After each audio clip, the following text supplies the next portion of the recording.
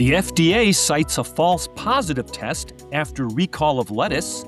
The NACS Foundation's 24/7 day will take place July 24th, and Walmart U.S. names a new COO. Those are the top headlines for July 20th, and it's time for Retail Daily, your quick look at the top stories from Supermarket News and CSP Daily News. I'm Chuck Yulee, editor at CSP. And I'm Supermarket News Executive Editor Bill Wilson. FDA cites a false positive test after a lettuce recall. The U.S. Food and Drug Administration said it made a mistake in identifying lettuce from Taylor Farms as a source of the recent Cyclospora outbreak. However, the agency continued to urge consumers to avoid the recalled products. The outbreak, which began earlier this month, has sickened more than 1,600 consumers across several states. Last week, Taylor Farms issued a recall of certain iceberg lettuce products from a supplier in central Mexico after the FDA said a sample tested positive for Cyclospora. Then on Sunday, the FDA said the test was actually a false positive and that it was continuing to look for the source. 24/7 day nears. On July 24th, the U.S. convenience store industry will unite to recognize everyday heroes. 24/7 Day is a national event hosted by the NACS Foundation that recognizes and thanks the dedicated individuals who work around the clock to keep communities safe. Nationwide, more than 105 convenience retailing companies and brands representing 30,000 stores will have offers such as free coffee and meals or branded merchandise for first responders and Red Cross volunteers in uniform or with a valid badge. Walmart U.S. names a new COO.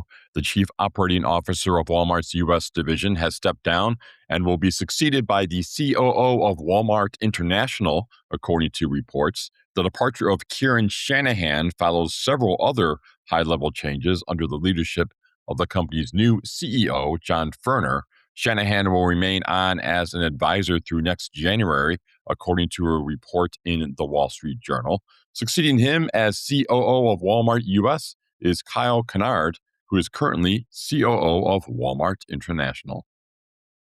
Considering selling chicken wings?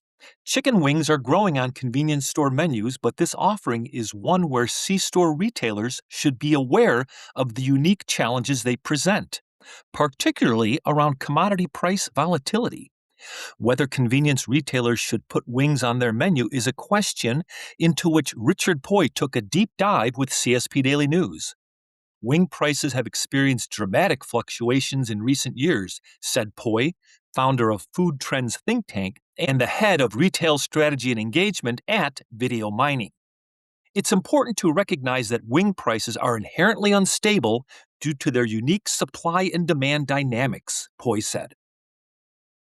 Closures in Chicago, an untimely death and reduced supplemental nutrition assistance program, or SNAP benefits, will likely force Yellow Banana to close 6 Save-A-Lot Chicago locations that received grant money to refurbish and reopen the stores. Supermarket News has learned all 6 could close at the end of this week. A source with knowledge of the situation confirmed the possible closures after an exhausted effort to keep the stores afloat that included Save-A-Lot providing and paying for a substantial amount of inventory for months and meeting with the city's Department of Planning and Development. In April, Yellow Banana CEO Joe Canfield suffered a fatal stroke. Canfield drove Yellow Banana's investment in the 6 stores, and according to the source, the company does not have anyone qualified to pick up the pieces. Cheaper than Walmart. Kroger is where shoppers can find the least expensive food items, according to a study by Restaurant Furniture Plus.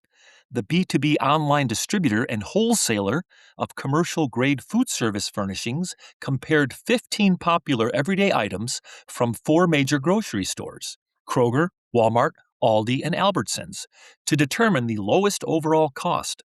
Kroger had the lowest with an overall basket cost of $30. Walmart finished second with an overall basket cost of $30.95.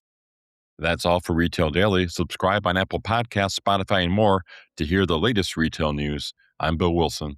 And I'm Chuck Yulee. For more on these stories, visit CSP Daily News and Supermarket News.